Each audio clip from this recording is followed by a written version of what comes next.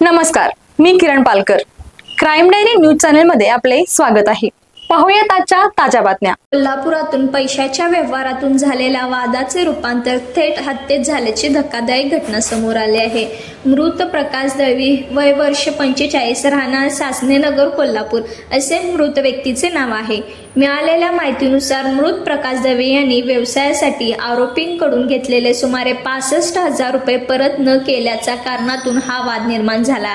याच पैशाच्या कारणावरून आरोपीने प्रकाश दळवी याला शिरा बार परिसरातून जबरदस्तीने ॲक्सेस मोपेडवर बसून कोल्हापूर गडिंग्लज रोडवरील पुंडलीवडी येथे मोकळ्या मैदानात नेले. तेथे आरोपीने कोल्हापुरी चप्पल अर्थात पायतानाने डोक्यावर, कानावर, चेहऱ्यावर, हातापायावर आणि पाठीवर बेदम मारहाण केली. या मारहाणीत प्रकाश दळवी गंभीर जखमी झाले.